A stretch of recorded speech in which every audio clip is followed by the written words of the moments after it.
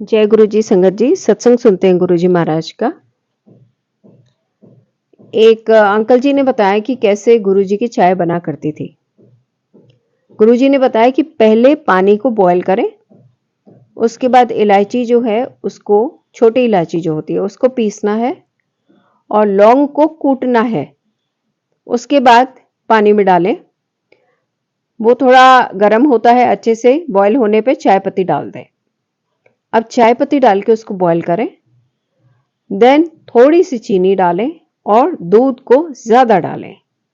उसके बाद 3 बार जब चाय उबल के ऊपर आती है, 1 2 3 ऐसा 3 बार आ जाए, तो फिर चाय को दूसरे बर्तन में पलट देना है और उसमें पलटने के बाद ग्लास में डालना है या कप में डालना है। दिस इज द वे गुरु जी ने बताया कि कैसे चाय बनानी है। कई बार संगत दोनों इलायची भी डाल देती है, ऐसा भी कभी कभी उन्होंने देखा था वहां पर, छोटी इलायची भी और बड़ी इलायची भी।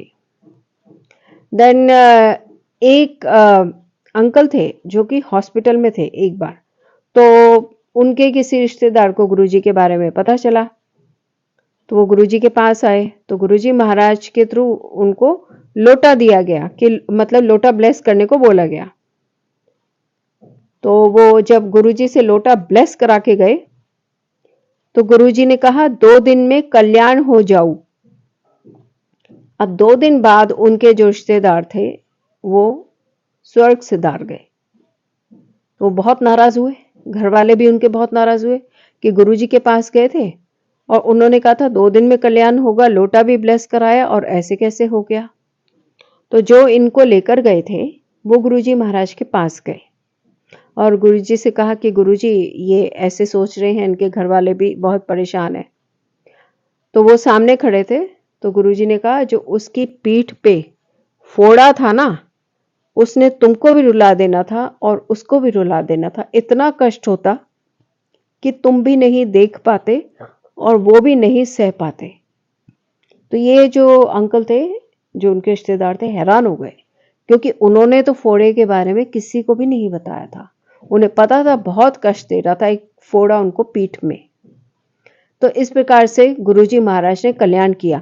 ऐसा नहीं होता कि अगर गुरुजी कह रहे हैं कि कल्याण किया, या हमने भी देखा है कि किसी को अगर गुरुजी का स्वरूप दिया गया और वो बीमार है, तो जरूरी नहीं है कि वो ठीक हो जाएगा। जो उसके लिए ठीक होगा वही गुरुजी करते हैं, ताकि वो आत्मा कम से कम कष्ट इस धरती पर भोगे। तो इसी तरह से एक और अंकल थे जो गुरुजी से बहुत प्रेम करते थे। उनको कैंसर हो गया, तो वो गुरुजी के पास आए और गुरुजी को बोला, गुरुजी मेरा कैंसर ठीक कर दो, लेकिन सिर्फ इसी शर्त पे कि अगर आप इसका कष्ट अपने ऊपर ना लें तो। क्या तो पराकाष्ठा है प्रेम की। अगर आप अपने ऊपर ना लें, क्योंकि संगत ने देखा था कि गुरुजी जब दूसरों के कष्ट कर्म खत्म करते थे तो वो कष्ट अपने ऊपर लेते थे, क्योंकि किसी को तो भोगना ही है ना। तो फिर उसके बाद वो अंकल ने कुछ दिनों में उनका देह त्याग हो गया। गुरुजी ने बोला कि मैं चाहता तो इसका कष्ट खत्म कर सकता था, पर ये मुझे इतना प्रेम करता है कि मैं नहीं चाहता था कि अगले जन्म तक ये अपने कर्मों को अपने साथ ले जाए। तो ये इसीलिए होती है कि गुरुजी जब किसी को प्रेम करते हैं तो कोशिश करते हैं। कई बार हम देखते हैं ना कि बहुत अच्छे लोग हैं, लेकिन उनकी एंड के समय वो बहुत कष्ट भोगते हैं। तब हम सोचते हैं अच्छे लोगों के साथ ऐसा क्यों होता है। तब भगवान यही करता है कि अच्छे लोगों को उनके कर्म खत्म करा के ऊपर बुलाता है, ताकि वो जो नई देह धारण करेंगे या मुक्ति पाएंगे, उनको वो कष्ट आगे ना मिले, उनका हिसाब किताब इस धरती पे उसी समय खत्म हो जाए। एक बहुत बड़ी सीख मिली हमें इससे।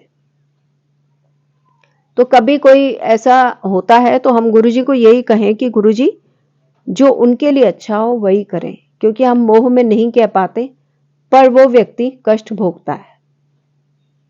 तो ऐसे महाराज जो सभी का पूरी तरह से कल्याण करते हैं, सबका किस में हित छुपा है वो समझते हैं, वो जानते हैं।